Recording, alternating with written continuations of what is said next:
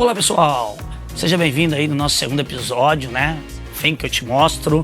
E hoje, como prometido, nós vamos falar um pouquinho das diferenças, né, das espumas de poliuretano rígidas e as espumas de poliuretano flexíveis e as suas variações. Então aqui na minha mão vocês podem ver que eu estou aqui com um protótipo de um osso. Então isso aqui é um tipo de poliuretano que a gente chama de espuma rígida estrutural. Ele tem que ter umas resistências específicas, umas características específicas.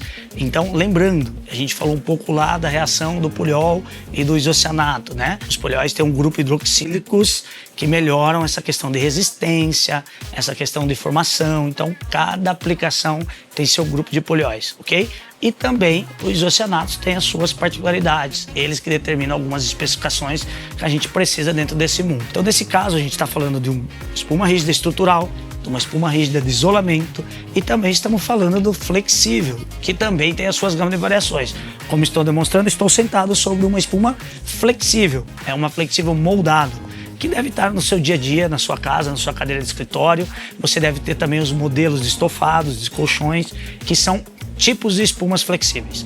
Venha comigo que a gente vai mostrar um pouquinho disso em cada aplicação. Agora eu preciso explicar um pouco para vocês qual é a diferença, as características, modelos, né, que se tornam uma espuma flexível e uma espuma rígida, como eu mostrei para vocês no início do vídeo. A espuma rígida, ela pode variar de densidade entre 15, exemplo, a 1000. Né? A gente diz que a espuma rígida ela tem uma versatilidade muito grande. Então é um produto que a gente pode copiar louça, a gente pode copiar madeira, só que ele tem algumas características de vantagem. Então nesse caso, por exemplo, a gente fez um protótipo para substituir as madeiras, porque o PU em água, esse tipo de poliuretano em água, ele não estraga, né? Você pega aqueles assentos sanitários que a gente tem em casa de madeira, conforme ele vai molhando, ele vai penetrando na madeira, ele estufa. O PU é diferente, o PU não consegue ter essa característica, ela tem uma vantagem sobre isso. Mas claro, novamente dizendo, cada aplicação como cada um deseja, tá? Uma espuma rígida que faz exatamente um isolamento térmico, uma telha termoacústica. A gente vai mostrar um pouco mais sobre isso também quando a gente entrar no tema aplicações. Nós temos também um rígido que a gente chama, né, no mercado conhecido como rim, né? Pode ser considerado um rígido ou um termoplástico também, como o pessoal fala.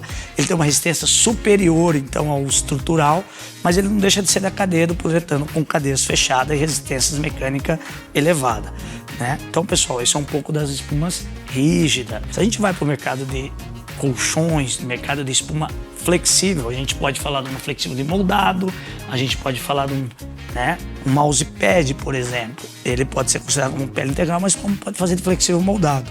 Então a gente pode ter variações dentro da aplicação. Então lá no seu câmbio do carro tem uma espuma de abafamento que eles usam um termo específico, é uma espuma moldada, é um flexível moldado.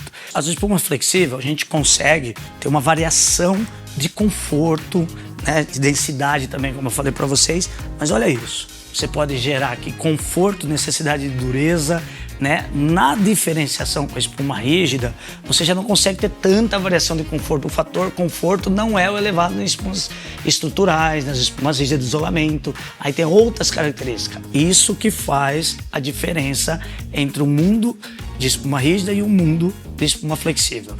Mas entenderemos melhor quando a gente entrar nas especificações por mercado e aplicação. Pessoal, obrigado. Chegamos no final de mais um episódio, né? Venha que eu te mostro e segue a gente lá nas redes e dá um like, porque nos próximos episódios nós vamos falar sobre mercado e aplicação.